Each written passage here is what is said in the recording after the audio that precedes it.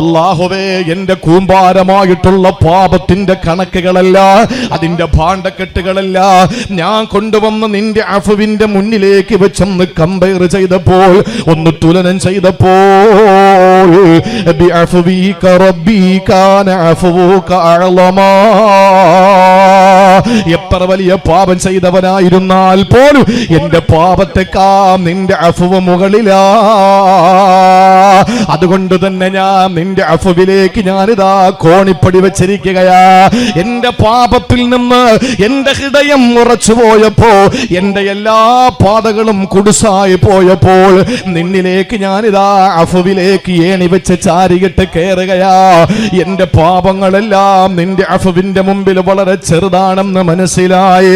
വമാസിൽതു ദഅഫുവിനി അനി ദംബി ലം തസൽ തജൂദു വതഅഫു മിന്നതൻ വതകർറുമാ. പടച്ചവനെ, നീ ഇങ്ങനെ അഫ്വ് ചെയ്തുകൊണ്ടിരിക്കുകയാണല്ലോ, നീ ഇങ്ങനെ മാപ്പ് ചെയ്തുകൊണ്ടിരിക്കുകയാണല്ലോ. അതുകൊണ്ട് തന്നെ എനിക്ക് നിന്നോട് ഈ മാപ്പ് ചോദിക്കാൻ ഒരു മടിയുമില്ല തമ്പുരാനെ. നീ ഒരുപാട് മാപ്പ് ചെയ്യുന്നവനാണ്. ഇത് പറയുന്നത് എന്റെ പ്രിയപ്പെട്ട സഹോദരാ ഷാഫി റഹിമഹുള്ളയാണെങ്കിൽ, എന്റെ തേവലക്കരയിൽ എന്നെ കേൾക്കുന്ന പ്രിയപ്പെട്ടവരോട് എനിക്ക് പറയാനുള്ളത്, എത്ര വലിയ പാപമാണ് നിങ്ങളില്ല, എനിക്കല്ലാതെ സ്വർഗം കിട്ടില്ല, ഞാൻ നരകത്തിന്റെ അടിത്തട്ടിൽ തന്നെയാണ് നിസ്സംശയമെന്ന് ചിന്തിച്ചു പോകുന്നവരോട് എനിക്ക് പറയാനുള്ളത്, ഇല്ല ഇല്ല, അല്ലാഹു റബ്ബുൽ ഇസ്സത്തിന്റെ കാരുണ്യത്തിൽ നിന്ന് നിരാശപ്പെടാൻ പാടില്ല. ഇത് ഒന്നാണ്. ജീവിതത്തിൽ പാപങ്ങൾ എത്ര ചെയ്താലും നമ്മൾ നിരാശപ്പെടേണ്ട. ഇത് വിശദീകരിക്കേണ്ട കാര്യമില്ല. അള്ളാന്റെ മുമ്പിൽ നിങ്ങളൊന്ന് ഏറ്റു പറഞ്ഞാൽ മതി. എന്തെങ്കിലും ഒരു തിന്മ ചെയ്തിട്ട് ചവറ പോലീസ് സ്റ്റേഷനിൽ ചെല്ല്, ഇവിടെ ഒരുത്തനെ കുത്തി മലർത്തി, എന്നിട്ട് നേരെ ചവറ പോലീസ് സ്റ്റേഷനിലേക്ക് ചെന്നു, എന്നിട്ട് കത്തി പോലീസ് സ്റ്റേഷനിൽ സർക്കിളിന്റെ മുന്നിലേക്ക് വെച്ചു കൊടുത്തിട്ട് പറയാ, ഞാൻ ഒരുത്തനെ കുത്തിക്കൊന്നിരിക്കുക, പിടിച്ച അപ്പോഴേ അകത്തിടും. അല്ലേ? അങ്ങനല്ലേ? ചവറയിൽ മാറ്റം ഉണ്ടോ? ദുനിയാവില് പ്രതി കുറ്റം സമ്മതിച്ചാൽ ശിക്ഷ ഉറപ്പ്. എന്നാൽ ഒരാളെ കൊന്നിട്ടോ, ഒരാളെ എന്ത് ചെയ്തിട്ടോ, അല്ലെങ്കിൽ ഏത് പാപം ചെയ്തിട്ടോ, കള്ളു കുടിച്ചിട്ടോ, എന്ത് തെറ്റ് ചെയ്തിട്ടോ, അള്ളാന്റെ മുമ്പ് ചെന്നിട്ട് പറ, ഞാൻ തെറ്റ് ചെയ്തു തമ്പുരാനെ, എനിക്ക് മാപ്പ് ചോദിക്കാൻ നിന്നോടല്ലാതെ വേറെ ആരോടാ ഉള്ളത്? ഞാൻ എന്തുമാത്രം പാപങ്ങൾ ചെയ്താലും നിന്റെ അഫ്വിലേക്ക് തട്ടിച്ചു നോക്കുമ്പോ എന്റെ പാപങ്ങൾ ഒന്നും വലുതല്ല തമ്പുരാനെ, എനിക്ക് നീയേ ഉള്ളു പുറത്തു തരാൻ, എന്നെ ഒരിക്കലും മാട്ടി ഓടിക്കരുത് എന്ന് പടച്ചവനോടൊരു വാക്ക് പറ, അള്ളാഹു ആ സെക്കൻഡ് പുറത്തു തരും. ദുനിയാവിൽ ശ്രദ്ധിച്ചിരിക്കണേ, 9 മണിക്ക് തുടങ്ങിയത് ഞാനല്ല, നിങ്ങളാ. എന്റെ ആഗ്രഹം 7 മണിക്ക് തുടങ്ങി 9 മണിക്ക് അവസാനിപ്പിക്കുന്ന ഒന്നാണ്. ഈ 10 മണിക്കും 11 മണിക്കും ഒക്കെ തുടങ്ങുന്ന സദസ്സിൽ പ്രസംഗിക്കാൻ വലിയ പ്രയാസമാണ്. ഈ നമ്മുടെ തൊട്ടടുത്ത് ഞാൻ വരുന്നല്ലോ, അടുത്ത മാസമോ ഈ മാസമൊക്കെ വരുന്നുണ്ട്. എനിക്ക് പറയാനുള്ളത്, നേരത്തെ തുടങ്ങണം, ഈ ആദത്തുകളൊന്നും മാറ്റണം. എന്താ സംഭവിക്കുന്നതെന്നറിയോ? 10 മണിക്ക് വാഴല് ഇരിക്കുന്നവരൊക്കെ നിപ്പ വൈറസ് പിടിച്ചെന്നൊക്കെ ഇങ്ങനെ ഇരിക്കുക, കിറുങ്ങിയിരിക്കുക, അരൗൺസ് അടിച്ചതുപോലെ. അങ്ങനെ ഇരുന്നാലുള്ള കുഴപ്പമെന്ന് അറിയാം, നമ്മൾ ഇങ്ങനെ മൂഡൌട്ടായിട്ടെ പ്രസംഗിക്കുക, നമ്മളും ഇങ്ങനെ വല്ലാത്ത രീതിയിൽ പ്രസംഗിക്കും. അപ്പൊ സംഭവിക്കുന്നത് എന്താ? നിങ്ങൾ ഇങ്ങനെ ഉറങ്ങും. അപ്പൊ എനിക്ക് ഉറക്കം വരും, എങ്ങനെയും നിർത്തിയാൽ മതി എന്ന് തോന്നും. 7 മണിക്ക് ഇന്നലെ വർക്കലയില് 7 മണിക്ക് തുടങ്ങണം ഉസ്താദെ എന്ന് പറഞ്ഞു. ഞാൻ എത്തിയപ്പോൾ 7:15 പോയി. പക്ഷെ 7 മണിക്ക് അവിടുത്തെ ഇമാമ് കയറി അങ്ങ് സ്റ്റാർട്ട് ചെയ്തു. 7:15 ഞാൻ സ്റ്റേജിലോട്ട് കയറി പ്രസംഗം ആരംഭിച്ചു. 9 മണി 9:15 9:30 വരെ റാഹത്തായിട്ട് പ്രസംഗിച്ചു. നല്ല ടൈം അതാണ്. ആ ടൈമിൽ പ്രസംഗിച്ചുള്ള ഗുണം എന്തെന്നറിയോ? നന്നായിട്ട് ഹൃദയത്തിൽ അകത്തോട്ട് കയറും. അത് കഴിഞ്ഞിട്ട് പോയി ഇശാ നിസ്കരിച്ച് ഭക്ഷണം കഴിച്ചവര് കഴിക്കാത്തവര് കഴിച്ചും കഴിച്ചവര് വീണ്ടും പിന്നെ നിസ്കാരം കഴിഞ്ഞിട്ട് ഉടനെ കിടന്ന സുബഹി ഖളാവൂല. ഇതെന്താ സംഭവിക്കുന്നത്? 10 മണിക്ക് വഴന്നു തുടങ്ങി 12 മണി വരെ വെച്ചങ്ങ് കീറലോട് കീറല. 12:30 മണി വരെ പിന്നെ അങ്ങോട്ട് ലിസ്റ്റ് വായന, ലേലം വിളി, പിരിവ്. 1 മണി വരെ ദുആ. അത് കഴിഞ്ഞിട്ട് അരമയക്കത്തിൽ പ്രസംഗിച്ച ഉസ്താദ് വണ്ടി കയറി അങ്ങോട്ട് കാലും കാലം വെച്ച് ഇങ്ങനെ അങ്ങോട്ട് കിടന്ന് പോയി കഴിഞ്ഞാൽ സുബഹി നോ. ഉസ്താദിനും ഇല്ല, സംഘാടകര് പൈസ എണ്ണിട്ട് വീടെത്തുമ്പോ 3 മണിയാവും. ഒരൊറ്റ എണ്ണ സുബഹി നിസ്കരിക്കൂല. വഴല് കേട്ട് അഭിപ്രായമൊക്കെ പറഞ്ഞു, ആ കൊള്ളാം, മറ്റേ തിരക്കേടൊന്നും ഇല്ല, കൊള്ളൂല എന്നൊക്കെ പറഞ്ഞ് അഭിപ്രായം പറഞ്ഞിട്ട് വീട്ടിൽ പോയി അവരും ഒന്ന് കിടക്കുമ്പോ എഴുന്നേക്കുന്ന 9 മണിക്ക് സുന്നത്തായ വഴലിന് വേണ്ടി കിട്ടി എത്ര എണ്ണ സുബഹി കളാക്കി. ഇതാരാ സമാധാനം പറയേണ്ടത്? സംഘാടകരല്ലാതെ പിന്നെ ആര്? നാട്ടുകാർ പറയും. അപ്പൊ അതുകൊണ്ട് 7 മണിക്ക് തുടങ്ങണം. നിങ്ങളൊന്ന് ഉഷാറായിട്ടിരിക്കും പ്രിയപ്പെട്ട സഹോദരങ്ങളെ. 9:15 തുടങ്ങി നിങ്ങളാണ്. ഞാൻ എന്റെ പ്രിയപ്പെട്ട സഹോദരങ്ങളോട് പറയുന്നു, മനുഷ്യനെ ക്ലേശത്തിൽ അല്ലാഹു പടച്ചുവെങ്കിൽ പാപത്തിന്റെ കൂമ്പാരങ്ങളുമായി ജീവിതത്തിൽ നട്ടം തിരിയുന്ന ഒരിക്കലും താൻ രക്ഷപ്പെടില്ല. എനിക്ക് അല്ലാഹു നരകമല്ലാതെ മറ്റൊന്നും തരില്ല എന്ന ആ ഒരു ദുശ്ചിന്തയോടെ തെറ്റിദ്ധാരണയോടെ കഴിയുന്നവന്റെ മുമ്പിൽ അല്ലാഹു ഇപ്പറയും വ്യക്തമായി പറയുന്നു, ഞാൻ എന്റെ ഹബീബിനെ വിളിച്ചതുപോലെ, എന്റെ മുത്തിനെ ഞാൻ വിളിച്ചതുപോലെ ഞാൻ നിങ്ങളെ വിളിക്കുന്നു. യാ ഇബാദി, എന്റെ പൊന്നുദാസന്മാരെ, നിങ്ങൾ പാപത്തിന്റെ പേരിൽ നിങ്ങൾ എന്റെ കാരുണ്യത്തിൽ നിന്ന് നിരാശപ്പെടരുത്. നിങ്ങൾ എന്ത് തെറ്റോ ചെയ്തോട്ടെ, കൂമ്പാരമായി നീ തെറ്റുകൾ ചെയ്തെങ്കിലും നീ തുമ്മ കൈ തട്ടാത്ത റബ്ബാ പിന്നെയും. ഇതാരുടെ പാട്ടാ? മാർക്കോസിന്റെ അല്ലേ? തഴവാവസ്ഥ. അള്ളാഹു ഖബർ വിശാലാക്കി കൊടുക്കട്ടെ. എത്ര വലിയ പാപോ, എന്ത് പാപോ ചെയ്. നമ്മൾ കരുതുന്നത് എന്താ? മഹാന്മാരൊക്കെ ഒരുപാട് മഹാന്മാരെ പരിചയമുള്ള ഒരു മനുഷ്യരാണ് മുഹമ്മദ് കുഞ്ഞ് ഗനീമി ഉസ്താദ്. ഒരുപാട് മഹാന്മാരെ എനിക്കറിയുന്ന, പിന്നെ എന്നോട് പറയാത്ത കുറെ പേര് വേറെ ഉണ്ടാവുമെന്ന വിശ്വാസം. കാരണം ഒരാളെല്ലാം തുറന്നു പറയൂലല്ലോ. അപ്പൊ അതുകൊണ്ട് തന്നെ ഒരുപാട് മഹാന്മാർ, അവര് മഹാന്മാരായത് ഉമ്മ പ്രസവിച്ചപ്പോ അങ്ങനെ അങ്ങോട്ട് മഹാനായതല്ല. നാട്ടില് എവിടെ മോഷണം പോയാലും എല്ലാരും പറയുന്നതാ, അവനാ മോട്ടിച്ചത്. ഒരു കള്ളൻ ഉണ്ടായിരുന്നു, പെരുങ്കള്ളൻ. നാട്ടിൽ ആര് മോഷണം നടത്തിയാലും പറയുന്നത് അവനാണ്. അയാള് മോഷ്ടിച്ച സാധനങ്ങളുമായിട്ട് മതില് കയറിയിട്ട് അടുത്ത വീട്ടിലേക്ക് പോകാൻ വേണ്ടി ഇറങ്ങുമ്പോഴാണ് തൊട്ടടുത്ത വീട്ടിലിരുന്ന ഒരാള് ഖുർആൻ ഓതുന്നു. ആ ഖുർആൻ ഓതുമ്പോൾ അലം യഅനിലില്ലദീന ആമനൂ അൻ തഖ്ശഅ ഖുലൂബുഹും ലിദിക്രില്ലാഹ്. വിശ്വാസികൾക്ക് അല്ലാഹനെ പേടിക്കാൻ സമയമായില്ലേ എന്ന ആയത്ത് കേട്ടപ്പോൾ പെട്ടെന്ന് ആ മനുഷ്യൻ ഇങ്ങനെ വിറയൽ പിടിച്ചു. അയാൾ മോഷ്ടിച്ച സാധനങ്ങൾ, തൊണ്ടി മുതലുകളെല്ലാം വലിച്ചൊരൊറ്റേറ് അയാൾ അവിടെ നിന്ന് നാട് വിട്ടു. കാരണം നാട്ടിൽ നിന്നാൽ വീണ്ടും പെരുങ്കള്ളൻ തന്നെ. എന്നെ കമ്മ്യൂണിസ്റ്റാക്കി എന്ന് പറയുന്നത് പോലെ, വീണ്ടും തെറ്റുകാരനാക്കിക്കൊണ്ടേയിരിക്കും. ആ മനുഷ്യൻ അവിടെ നിന്ന് നാട് വിട്ടു 10 വർഷം കഴിഞ്ഞ അയാള് തിരിച്ചു വരികയാണ്. ആ 10 വർഷക്കാലം കഴിഞ്ഞപ്പോൾ അയാളുടെ ദാടിരോമങ്ങൾ നെഞ്ചറ്റം വരെ ദാടിരോമങ്ങളായി, നമസ്കാര തഴമ്പായി, കയ്യിലെ ജപമാലയായി. ആ മനുഷ്യൻ അള്ളാഹുവിന്റെ പരിശുദ്ധമായ മഅരിഫത്ത് തൊട്ടറിയാൻ തുടങ്ങി, മുറാഖബയിലായി. ആ മനുഷ്യൻ അള്ളാഹുവിനെ ഖൽവത്തിലിരുന്നു കൊണ്ട്, ഒറ്റയ്ക്കിരുന്നു കൊണ്ട് കരഞ്ഞ് അള്ളാഹുവിലേക്ക് അങ്ങ് ലയിച്ചു ചേർന്നു. ആ മനുഷ്യൻ അങ്ങനെ അങ്ങ് മാറി. ആ പെരുങ്കള്ളനായ ജീവിതം നയിച്ചിരുന്ന അവസാനം നാടുവിട്ട മനുഷ്യന്റെ പേരെങ്ങാന് തേവലക്കരയുടെ മണ്ണില്, അലവി കുഞ്ഞു മൗലവിയുടെ മണ്ണില്, ഈ പരിശുദ്ധമായ തേവലക്കര എന്ന മുസ്ലിം നിർമ്മണമുള്ള മണ്ണില് ഇവിടെ നിന്നെങ്ങാനും ഞാനൊന്ന് പറഞ്ഞ ഇവിടെ ഇരിക്കുന്ന ആണുങ്ങളും പെണ്ണുങ്ങളുടെയും ചുണ്ടിൽ അറിയാതെ പറഞ്ഞു പോകും റളിയല്ലാഹു അൻഹു.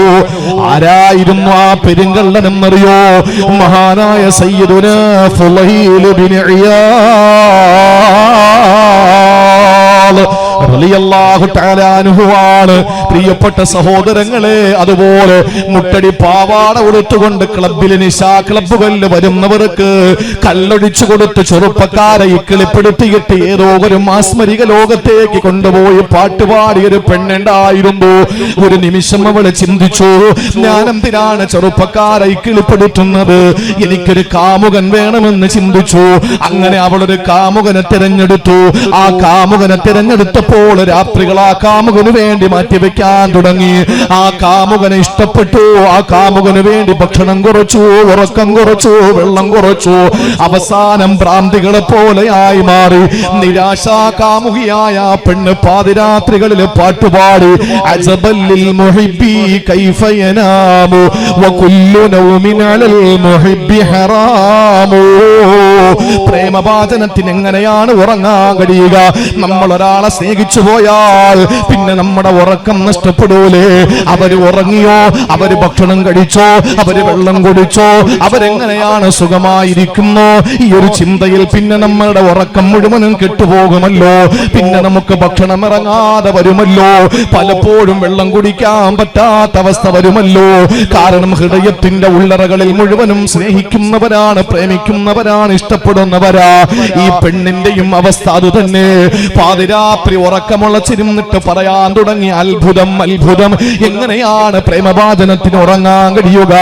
ഉറക്കം വരൂലല്ലോ ഒരു സ്നേഹിതന് തന്റെ സ്നേഹിതയെ ഓർക്കുമ്പോൾ. അതുകൊണ്ട് ഞാൻ ഉറക്കം മാറ്റിവെച്ചു എന്ന് പറഞ്ഞു. ആ പെണ്ണ് കാമിക്കാൻ തുടങ്ങി, ഇഷ്ടപ്പെടാൻ തുടങ്ങി. ആരെയാണ് പ്രേമിച്ചതെന്നറിയോ? സർവലോക സൃഷ്ടിസ്ഥിതി സംഹാരകർത്താവായ സർവാധിനാഥനായ സർവഗുണ സമ്പൂർണനായ സർവജ്ഞനായ അല്ലാഹു റബ്ബുൽ ഇസ്സത്തിനെയാണ് പ്രണയിച്ചത്. ആ പെൺകുട്ടിയാണ് തുടക്കത്തിൽ ജീവിതത്തിൽ ഒരുപാട് പാപങ്ങളിലേക്ക് പോകുന്ന ചെറുപ്പക്കാർക്ക് കള്ളൊടിച്ചു കൊടുത്തിട്ട് നിശാ ക്ലബ്ബുകളിൽ പാട്ടുപാടിയിരുന്ന പെണ്ണ്. ആ പെണ്ണിന്റെ പേരും ഞാൻ ഇവിടെ പറഞ്ഞ എന്റെ പ്രിയപ്പെട്ട സഹോദരിമാരുടെ ചുണ്ടുകളിൽ തട്ടിക്കളിക്കുന്നത് റളിയല്ലാഹു അൻഹയാ. ആരാണ് ആ പെണ്ണെന്നറിയോ? ബീബി റാബിയത്തുൽ അദബിയ്യ. ഇന്നലകളിൽ നമ്മുടെ ജീവിതത്തിന്റെ കണക്ക് പുസ്തകത്തിൽ കറുത്ത അധ്യായങ്ങളെ കാണുമ്പോൾ അവന്റെ ഭാവി നഷ്ടപ്പെട്ടു പോകുമെന്ന് ചിന്തിച്ചു പോയ ചെറുപ്പക്കാരാ, എല്ലാം അവസാനിച്ചു എന്ന് കരുതുന്നവരെ ഇല്ല. പടച്ചവൻ പറയുന്നു, ലാ തഖ്നതൂ മിർ റഹ്മത്തില്ലാ. നിങ്ങൾ എന്റെ കാരുണ്യത്തിൽ നിന്ന് നിരാശപ്പെടല്ലേ. അതുകൊണ്ട് പ്രിയപ്പെട്ടവരെ, തെറ്റുകൾ എന്ത് ചെയ്താലും അല്ലാഹുവിലേക്ക് മടങ്ങുക. പക്ഷെ അത് ആവർത്തിക്കരുത്. ദുനിയാവിലൊരു പ്രതി കുറ്റം സമ്മതിച്ചാൽ ശിക്ഷ ഉറപ്പ്. അള്ളാന്റെ മുമ്പിലാണെങ്കിൽ രക്ഷ ഉറപ്പ്. മാത്രമല്ല, അള്ളാനെ പേടിക്കുന്നത് എങ്ങനെയാണ്? നമുക്ക് ആനയെ പേടിയാണ്. ചില ആളുകൾക്ക് ആനയുടെ പടം കണ്ടാൽ പേടിയാണ്. ചിലർക്ക് കുഴിയാനയെ കണ്ടാൽ തന്നെ പേടിയാണ്. ചിലർക്ക് പാമ്പിനെ പേടിയാണ്. ചിലർക്ക് രാത്രി പോകാൻ പേടിയാണ്. ചിലർക്ക് പുലിയെ പേടിയാണ്. ചിലർക്ക് പൂച്ചയെ തന്നെ പേടിയാണ്. നിങ്ങൾ ആലോചിച്ച് നോക്കിയാൽ, നമുക്കിപ്പോ ഒരു പട്ടിയെ പേടിയാണെന്നിരിക്കട്ടെ, പട്ടിയെ പേടിക്കുന്ന ഒരാൾ എന്താ ചെയ്യാൻ? പറ. വിഷം വയ്ക്കുവോ? പെണ്ണുമ്പുള്ള കേക്കരുത്. ഏത് പട്ടിക്ക് വേണ്ടി വാദിക്കുന്ന പെണ്ണുണ്ടല്ലോ, അവള് കേക്കല്ല്, കൊണ്ടുപോകും. പട്ടിയെ പേടിയാണെങ്കിൽ നമ്മൾ പട്ടിയെ കാണുമ്പോ ഓടൂല്ലേ? അള്ളാഹയെ പേടിയാണെങ്കിലോ? ഏതൊന്നിനെ നമ്മൾ പേടിക്കുമോ അതിൽ നിന്ന് ഓടി ഒളിക്കും. ഇല്ല മൻ, ഒരാളോടുള്ള പേടി ഒഴിച്ച്. അള്ളാഹുവിനെ പേടിയാണെങ്കിൽ നമ്മൾ എന്താ ചെയ്യാ? അങ്ങോട്ട് ഓടി ചെല്ലുള്ളൂ. അള്ളാഹ് അല്ലാത്ത എല്ലാത്തിനെയും പേടിക്കുമ്പോ അവിടെ നിന്ന് അങ്ങോട്ട് ഓടും. അള്ളാനെ പേടിക്കുന്നത് എങ്ങനെയാണ്? അള്ളാഹുലേക്ക് അങ്ങ് ഓടും.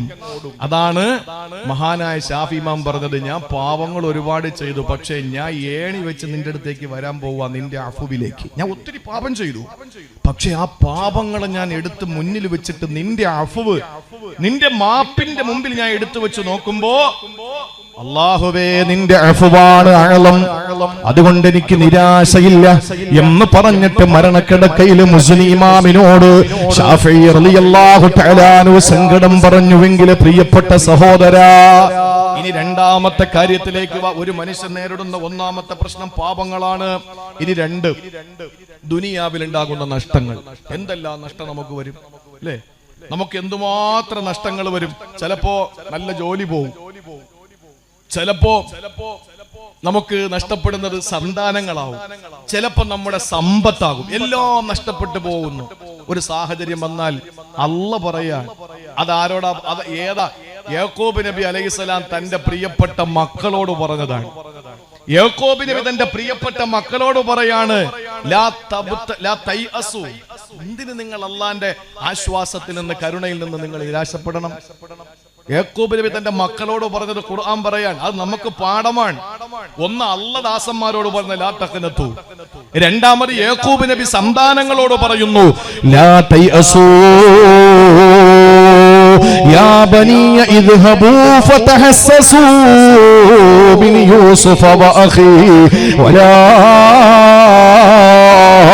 അല്ലാഹുവിന്റെ ഖുർആൻ സൂറത്ത് യൂസുഫിൽ കാണാ അല്ലാഹ് പറയുന്നു എന്തെല്ലാം നഷ്ടകഷ്ടങ്ങൾ നിങ്ങൾക്ക് വന്നാൽ, എന്തെല്ലാം നഷ്ടപ്പെട്ടു പോയാൽ അല്ലാഹു പറയുകയാണ് ലാ തയസൂ മിൻ റൗഹില്ലാ. യാക്കൂബ് നബി തന്റെ പൊന്നുമക്കളോട് പറഞ്ഞ കാര്യമാണ്.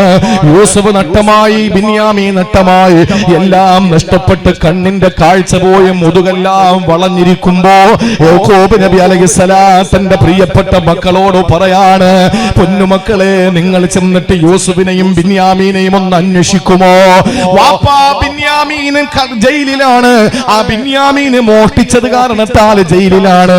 യൂസുഫ് അന്നേ ചെന്നായ പിടിച്ചു മരിച്ചു പോയില്ലേ, അതുകൊണ്ട് വാപ്പാ എവിടെ നോക്കാനാ? അപ്പോഴാണ് വാപ്പ പറയുന്നത്, പൊന്നുമക്കളെ ലാ തയസൂ മിൻ റൗഹില്ലാ. ഇതേത് വാപ്പയാണ് പറഞ്ഞത്? തേവലക്കരക്കാരൊന്ന് ശ്രദ്ധിക്കടേ. യാക്കൂബ് നബി അലൈഹിസ്സലാം ആരെന്നറിയോ? പ്രിയപ്പെട്ടവരെ, യാക്കൂബ് നബി അലൈഹിസ്സലാം പ്രിയപ്പെട്ട ഇസ്ഹാഖ് നബിയുടെ മോനാണല്ലോ. ഇസ്ഹാഖ് നബി ആരാണ്? ഇബ്രാഹിം നബിയുടെ മോനാണ്. ഇബ്രാഹിം നബിയുടെ മകന് നിരാശപ്പെടേണ്ട. ഇസ്ഹാഖ് നബിയുടെ മകന്. പൊന്നു സഹോദരങ്ങളെ, ഈ ഇന്ത്യയിലുള്ള മുഴുവൻ മനുഷ്യന്റെയും ഈമാൻ ഒരു കോണിലെടുത്ത് വെച്ചിട്ട് ഫലസ്തീനിലെ ഒരു പൊന്നുമോന്റെ ഈമാൻ എടുത്തതിനൊന്നു പേരും നഷ്ടപ്പെട്ടു പോയ ഫലസ്തീനി യുവാവ് പറഞ്ഞതെന്തെന്നറിയോ? എന്നെ നിങ്ങൾ എന്തിനാ ആശ്വസിപ്പിക്കുന്നത്? അൽ ഷിഫ ഹോസ്പിറ്റലിന്റെ മുമ്പിലേക്ക് കൊണ്ടുവന്ന, അതുകൊണ്ട് നിന്റെ മോന് ഒരു ചെറിയ പനി വന്നപ്പോ ഇഞ്ചക്ഷൻ എടുക്കാൻ വേണ്ടി ഹോസ്പിറ്റലിൽ കൊണ്ടുപോയി, കരുനാഗപ്പള്ളി താലൂക്ക് ഹോസ്പിറ്റലിൽ കൊണ്ടുപോയി. നിന്റെ തോളത്ത് കിടത്തിയിട്ട് അവന്റെ ബട്ടക്സിൽ ഇഞ്ചക്ഷൻ എടുക്കാൻ വേണ്ടിയിട്ട് പൊന്നുമോന്റെ ബട്ടക്സിൽ ഇഞ്ചക്ഷൻ എടുക്കാൻ സിറിഞ്ച് വെക്കുമ്പോൾ, സൂചി വെക്കുമ്പോ ആദ്യം കരയുന്ന നീയല്ലേ പ്രിയപ്പെട്ട പെങ്ങളെ? പ്രിയപ്പെട്ട വാപ്പാക്ക് കണ്ടു നിൽക്കാൻ പറ്റില്ല ഒരു ഇഞ്ചക്ഷന്റെ കഥയാ. പൊന്നുമോന്റെ തൊലി ഇങ്ങനെ കട്ട് ചെയ്തിട്ട് ആ പൊന്നുമോന്റെ മാംസങ്ങൾ ചേർത്ത് 6 വയസ്സുകാരട്ടാ മകനിങ്ങയുടെ പ്രധാനമന്ത്രി പറയുന്നു ഞങ്ങൾ ഇസ്രായേലിനോടൊപ്പമാണ്. സഹോദരങ്ങളെ, അതുപോലെ തന്നെ പല രാജ്യങ്ങളും എത്രത്തോളം എന്ന് ചോദിച്ചാൽ വളരെ ചിന്തിച്ചോ നിങ്ങളെ? ക്രിസ്ത്യാനി ഞങ്ങളെ സങ്കടക്കടലിലാണ്. അവരോട് ആരാണ് പറയുക? നിങ്ങൾ നിന്ന് മനസ്സിലാക്കിയപ്പോൾ നിരാശപ്പെടരുതെന്ന് അവർക്ക്. പ്രിയപ്പെട്ട സഹോദര, അടിവരയിട്ടുകൊണ്ട് ഞാൻ പറയുകയാണ്, 9 മാസം 10 ദിവസം കഴിഞ്ഞ് പ്രസവിച്ച പൊന്നുമോള്, ആ പ്രിയപ്പെട്ട ഭാര്യ കൊന്നില്ലേ? എത്ര പറയാനറയ്ക്കുന്ന 7-ാം തീയതിക്ക് ശേഷം യാക്കൂബ് നബി അലൈഹിസ്സലാം തന്റെ മക്കളോട് പറഞ്ഞത്, മക്കളെ ലാ തയസൂ മിൻ റൗഹില്ലാ. ദുനിയാവിൽ എന്ത് നഷ്ടകഷ്ടങ്ങൾ വന്നാലും നിങ്ങൾ അല്ലാഹുവിന്റെ കാരുണ്യത്തിൽ നിന്ന് അല്ലാഹുവിന്റെ കരുണയിൽ നിന്ന് നിരാശപ്പെടരുത്. കാരണം എന്തെന്നറിയോ? അല്ലാഹു തിരിച്ചു തരും. അല്ലാഹു യാക്കൂബ് നബി അലൈഹിസ്സലാമിന് അല്ലാഹു യൂസുഫ് എന്ന മോനെ തിരിച്ചു കൊടുത്തു, ബിന്യാമീൻ എന്ന മോനെ തിരിച്ചു കൊടുത്തു. അല്ലേ? എങ്ങനാ തിരിച്ചു കൊടുത്തത്? പൊട്ടക്കിണറ്റിൽ വിവസ്ത്രനായി വീണുപോയ ഒരു ചെറിയ ബാലനായിട്ടാണോ? അല്ല. ഈജിപ്ത് എന്ന് പറയുന്ന പ്രദേശത്തിന്റെ, ആ പ്രവിശ്യയുടെ, ആ രാജ്യത്തിന്റെ ഏറ്റവും വലിയ രാജാവായി അവരോധിക്കപ്പെട്ട യൂസുഫ് നബി അലൈഹിസ്സലാമിന്റെ ആ കൊട്ടാരത്തിന്റെ സിംഹാസനത്തിന്റെ മുമ്പിൽ ചെന്നിട്ട് യാക്കൂബ് നബി അലൈഹിസ്സലാം കണ്ണു തള്ളി നിൽക്ക, എന്റെ മോൻ യൂസുഫാണോ ഈ നിൽക്കുന്നത്? എന്താ ഇതിന് കാരണം? നിരാശയില്ലായിരുന്നു. അത് നിരാശപ്പെടാതിരിക്കാൻ എന്താ ചെയ്യേണ്ടതെന്നറിയാം? ഒരു കാര്യം ഞാൻ പറഞ്ഞുതരാം. എന്തെങ്കിലും പരീക്ഷണം അള്ളാഹു തന്ന 10,000 പേരെടുത്ത് പറഞ്ഞു നടക്കും. അള്ളാഹ്ക്ക് അത് ഇഷ്ടമല്ല. അള്ളാഹ് പരീക്ഷണം മാറ്റൂല. പരീക്ഷണം അള്ളാഹ് മാറ്റി തരൂല. ആരോടും അത് പറയരുത്. ഒരു ഖുദ്സിയായ ഹദീസിൽ കാണാം, അള്ളാഹ് പറയുന്നു, എടാ ഞാൻ അവന് എനിക്ക് എന്തുമാത്രം ധിക്കാരം പ്രവർത്തിക്കുന്നു, ഞാൻ പറഞ്ഞതിന് വിരുദ്ധമായി അവൻ ചെയ്തുകൊണ്ടിരിക്കുന്നു, പക്ഷെ ഞാൻ എന്റെ മുഖറബീങ്ങളായ മലായിക്കത്തുകളോട് പോലും പറഞ്ഞിട്ടില്ല. അള്ളാഹ് പറയാൻ, കള്ള് കുടിക്കല്ലേ എന്ന് പറഞ്ഞ് അവൻ കള്ളേ കുടിക്കൂ, പലിശ വാങ്ങലെന്ന് പറഞ്ഞ് പലിശയെ വാങ്ങൂ. എന്ത് ഞാൻ ചെയ്യരുതെന്ന് പറഞ്ഞു അതൊക്കെ അവൻ ചെയ്യും, എന്ത് ചെയ്യാൻ പറഞ്ഞു അതൊക്കെ അവന് വെപ്രാളമാണ് ചെയ്യാൻ. സക്കാത്ത് കൊടുക്കാൻ, ഹജ്ജിന് പോകാൻ, നോമ്പ് പിടിക്കാൻ, നിസ്കരിക്കാൻ, വഅള് കേൾക്കാൻ പറയും, ഇതൊക്കെ അവന് സങ്കടമാണ്. എന്നാ പിന്നെ ദഫ് വെച്ച് നോക്ക്, എന്നാ പിന്നെ ഗാനമേള വെച്ച് നോക്ക്, ക്യൂപിട്ടൊന്നൊക്കെയാ കുത്തിയാടി പൊത്തിയാടി വരുന്നത്. അള്ളാഹു അനുവദിച്ച അള്ളാഹുവിന് ഇഷ്ടമുള്ള കാര്യങ്ങൾ എന്നൊക്കെ അകന്നു പോവുക. എന്നിട്ട് അള്ളാഹു ആരോടെങ്കിലും പറഞ്ഞോ? അല്ല പറയുന്നു, എന്റെ മുഖറബീങ്ങളായ മലക്കുകളോട് പോലും ഞാൻ പറഞ്ഞിട്ടില്ല. പക്ഷെ ഞാൻ അവനൊരു പനിയോ തലവേദനയോ കൊടുത്താൽ ലോകം മൊത്തം അറിയും. അവൻ എല്ലായിടത്തും പറഞ്ഞു നടക്കാൻ. ഇത് അള്ളാഹുവിന്റെ ഒരു പരാതിയാണ്. അങ്ങനെ പരിഭവവും പരാതിയും ജനങ്ങളോട് പറഞ്ഞു നടക്കുന്നവന് അല്ല പരീക്ഷണം മാറ്റി കൊടുക്കൂല. തെളിവെന്താന്നറിയോ? യാക്കൂബ് നബിയുടെ കണ്ണിന്റെ കാഴ്ച പോയല്ലോ. ഏതെങ്കിലും ഭാര്യ ഒളിച്ചോടി പോയതോ മരിച്ചു പോയതിന്റെ പേരിൽ ഭർത്താവിന്റെ കാഴ്ച കരഞ്ഞെറിഞ്ഞു പോയിട്ടുണ്ടോ? ചരിത്രത്തിൽ ഉണ്ടോ? വാപ്പ മരിച്ചതിന്റെ പേരിൽ ഏതെങ്കിലും മോന്റെ കണ്ണിന്റെ കാഴ്ച നഷ്ടപ്പെട്ടിട്ടുണ്ടോ കരഞ്ഞിട്ട്? ഇല്ല. ചരിത്രത്തിൽ തന്റെ പ്രിയപ്പെട്ട മകൻ നഷ്ടപ്പെട്ടു പോയ വേദനയിൽ മരിച്ചു എന്ന് ഉറപ്പായിരുന്നെങ്കിൽ യാക്കൂബ് നബി ഇത്രയും കരയില്ല. മരിച്ചു എന്ന് ഈ മക്കൾ പറഞ്ഞ അന്നേ ഈ മക്കൾക്കൊരു സ്വഭാവം ഉണ്ട്. എന്താണെന്നറിയോ? അന്ന് ഈ 10 തലതിരിഞ്ഞ മക്കളായിരുന്നു. 2 നല്ലതുള്ളൂ, യൂസുഫ് നബിയും ബിന്യാമീൻ നബിയും. ഈ 10 കള്ള രക്തം പുരട്ടി ചെന്നായ പിടിച്ചു എന്ന് ആടിനെ അറുത്തിട്ട് യൂസുഫ് നബിയുടെ കുപ്പായത്തിൽ രക്തം പുരട്ടിയിട്ട് ഇത് യൂസുഫിനെ ചെന്നായ പിടിച്ചതാണെന്ന് പറഞ്ഞ് കള്ളം പറഞ്ഞിട്ടാണ് വാപ്പാടെ മുമ്പിൽ കരഞ്ഞുകൊണ്ട് വന്നത്. അന്ന് തുടങ്ങിയതാണ് ഈ പരിപാടി. പ്രിയപ്പെട്ട സഹോദരങ്ങളെ, മഹാനായ യാക്കൂബ് നബി അലൈഹിസ്സലാമിന്റെ കാഴ്ച നഷ്ടപ്പെട്ടത് തന്റെ പൊന്നുമോന് യൂസുഫ് എന്ന് പറയുന്ന മകനെ നഷ്ടപ്പെട്ടതിന്റെ പേരിലാണ്. മരിച്ചു എന്ന് യാക്കൂബ് നബിക്ക് ഉറപ്പുണ്ടായിരുന്നെങ്കിൽ ഇത്രയും കരയൂല. മറിച്ച് നമ്മളങ്ങനാണല്ലോ, മകനോ മകളോ അല്ലെങ്കിൽ ബന്ധുക്കൾ ആരെങ്കിലും കടലിൽ പോയി അല്ലെങ്കിൽ കാണാതെ നഷ്ടപ്പെട്ടു, അങ്ങനെയായ നമുക്ക് സങ്കടമാണ്. 24 മണിക്കൂർ വേദനയാണ്. അവസാനം കടപ്പുറത്തൊരു ശരീരം പൊങ്ങി, അത് മകന്റെതാണെന്ന് അറിഞ്ഞു കഴിഞ്ഞാൽ പിന്നെ 3 ദിവസമേ ഉള്ളു കരച്ചില്. ഇല്ലെങ്കിലോ 300 ദിവസവും കരഞ്ഞിരിക്കുന്നത് എവിടെയാണ്. യാക്കൂബ് നബി അലൈഹിസ്സലാമിന്റെ സങ്കടം എന്താണ്? മകൻ മരിച്ചിട്ടില്ല എന്നും ചെന്നായ പിടിച്ചിട്ടില്ല എന്നും വ്യക്തമായി അറിയുന്ന യാക്കൂബ് നബി അലൈഹിസ്സലാമിന് യൂസുഫ് നബി എവിടെയാണെന്ന് അങ്കലാപ്പാണ്. ആ വേദനയിൽ കരഞ്ഞ് കാഴ്ച നഷ്ടപ്പെട്ടപ്പോ ഒരിക്കൽ യാക്കൂബ് നബിയുടെ ഒരു സഹോദരൻ വന്നിട്ട് ചോദിച്ചു, യൂസുഫേ, എന്താ കാഴ്ചയൊക്കെ പോയല്ലേ? അതേ സഹോദര, കാഴ്ചയൊക്കെ നഷ്ടപ്പെട്ടു. എന്താ കാരണം? എന്റെ യൂസുഫ് നഷ്ടപ്പെട്ടതിൽ ഞാൻ കരഞ്ഞതാണ്, എനിക്ക് സഹിക്കാൻ പറ്റുന്നില്ല എന്ന് പറഞ്ഞിട്ട് വിഷമങ്ങളൊക്കെ സഹോദരന്റെ മുമ്പിൽ അങ്ങോട്ട് ഷെയർ ചെയ്യാൻ ചോദിച്ചു. നിന്റെ മുതുക് വളഞ്ഞു പോയത് എന്താണ്? മുതുക് വില്ല് പോലെ വളഞ്ഞു. യാക്കൂബ് നബി പറഞ്ഞു, ബിന്യാമീനും കൂടെ നഷ്ടപ്പെട്ടപ്പോൾ എനിക്ക് താങ്ങാൻ പറ്റിയില്ല. അവസാനം ഞാൻ ഒരേ ഇരിപ്പ് വീട്ടിൽ ഇരുന്നിരുന്ന് എന്റെ മുതുക് വളഞ്ഞുപോയി. ആ സമയത്ത് നസലൽ അമീനു മലക്ക് ജിബ്രീൽ അലൈഹിസ്സലാം ഇറങ്ങി വരിക യാക്കൂബ് നബിയുടെ അടുത്ത്. എന്നിട്ട് യാക്കൂബ് നബിയുടെ മുന്നിൽ വന്നപ്പോ യാക്കൂബ് നബി കണ്ടു ജിബ്രീലിനെ. ജിബ്രീൽ വന്നിട്ട് യാക്കൂബ് നബിയോട് പറഞ്ഞു, ഇന്നല്ലാഹ യുഖരിഉക സലാം, അല്ലാഹു നിങ്ങൾക്ക് സലാം പറഞ്ഞിരിക്കുന്നു നബിയേ. സന്തോഷമായ യാക്കൂബ് നബി ചോദിച്ചു, എന്താ ജിബ്രീലെ വിശേഷിച്ച് വല്ലതും പറയാനുണ്ടോ? ആ സമയത്ത് അല്ലാഹുവിന്റെ മലക്ക് ജിബ്രീൽ യാക്കൂബ് നബിയോട് പറയുന്നു, അലാ തസ്തഹീ, നിങ്ങൾക്ക് ഉളുപ്പുണ്ടോ എന്ന് അല്ല ചോദിച്ചിരിക്കുകയാ. നിങ്ങൾക്ക് നാണമുണ്ടോ? നിങ്ങൾക്ക് ലജ്ജയുണ്ടോ? യാക്കൂബ് നബി സ്തബ്ധനായി. യാക്കൂബ് നബി ചോദിച്ചു, ഞാൻ എന്ത് ചെയ്തു? ജിബ്രീൽ പറഞ്ഞു, നിങ്ങൾക്ക് അല്ലാഹു തന്ന 2 പരീക്ഷണങ്ങൾ, 2 മക്കളുടെ വേർപാട്.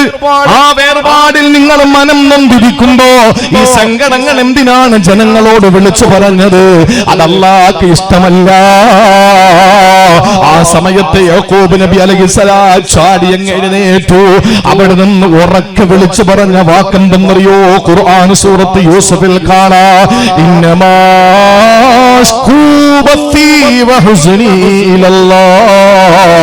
എന്റെ ദുഃഖവും എന്റെ പ്രയാസവും എന്റെ എല്ലാ വേവലാദികളും അല്ലാഹുവിനെ ഞാൻ അങ്ങ് ഏൽപ്പിക്കുകയാണ്. അല്ലാഹുക്ക് അതങ്ങ് ഇഷ്ടപ്പെട്ടു. അല്ലാഹു എന്ത് ചെയ്തു? യൂസുഫ് നബിയെ തിരിച്ചു കൊടുത്തു. യാക്കൂബ് നബിക്ക് ബിന്യാമീനെ തിരിച്ചു കൊടുത്തു. അല്ലാഹു അതാണ് സഹോദര, അള്ളാഹു മടക്കി തരും. എന്ത് നഷ്ട കഷ്ടങ്ങൾ വന്നാലും ലാ തൈഅസൂ മിൻ റൗഹില്ലാഹ്, അള്ളാന്റെ കാരുണ്യത്തിൽ നിന്ന് നിരാശപ്പെടരുത്. അള്ളാഹു മടക്കി തരും. പക്ഷേ അത് ആരോടും പറഞ്ഞു നടക്കരുത്. എനിക്ക് അങ്ങനെ പറ്റി ഇങ്ങനെ പറ്റി. ദുആരക്കാൻ ഏതെങ്കിലും ഉസ്താദുമാരോടോ അല്ലെങ്കിൽ വേണ്ടപ്പെട്ടവരോടോ പറയാൻ നമുക്ക് കുംഭസാരം ഇല്ലല്ലോ. അങ്ങനെ ഒന്ന് ആലോചിച്ച് നോക്കിയേ, നമുക്ക് കുംഭസാരം ഉണ്ടോ? പള്ളിയിലെ ഇമാമിനെ ചെന്നിട്ട് ഇമാമിന്റെ റൂമിന്റെ അപ്പുറത്ത് നിന്നിട്ട് ജനലിലൂടെ അപ്പുറത്തൂടെ ഉസ്താദെ ഞാൻ ഇന്ന കാര്യങ്ങൾ ചെയ്തു, ഉസ്താദ് എന്ന് പറയും. ആ പൊക്കോട്ടെ, കുഴപ്പമില്ല, പൊക്കോ എന്ന് പറയുന്ന കുംഭസാരം ഇസ്ലാമിലില്ല. ഇത് ആരോടാ പറയേണ്ടത്? അള്ളാഹുവിനോട്. പിന്നെ എന്ത് നമുക്ക് പറയാം? വലൗ അന്നഹും ഇല്ലലമു അൻഫുസഹും ജാഊക ഫസ്തഗ്ഫിറുല്ലാഹ വസ്തഗ്ഫറ ലഹുമുർ റസൂല വജദുല്ലാഹ തവ്വാബർ റഹീമ. ഇത് നമുക്ക് തെളിവാണ്. ആരെ കണ്ടാലും പറയാം, ഞാൻ ഒരുപാട് പാവങ്ങൾ ചെയ്തു പോയവനാ, പൊറുക്കാൻ വേണ്ടി ദുആരക്കണം. ഫസ്തഗ്ഫറ ലഹുമുർ റസൂൽ, റസൂൽ അവർക്ക് വേണ്ടി പൊറുക്കലിനെ തേടും. വസ്തഗ്ഫിറുല്ലാഹ്, അവരും അല്ലാഹുവോട് പൊറുക്കലിനെ തേടുമ്പോൾ ലവജദുല്ലാഹ തവ്വാബർ റഹീമ.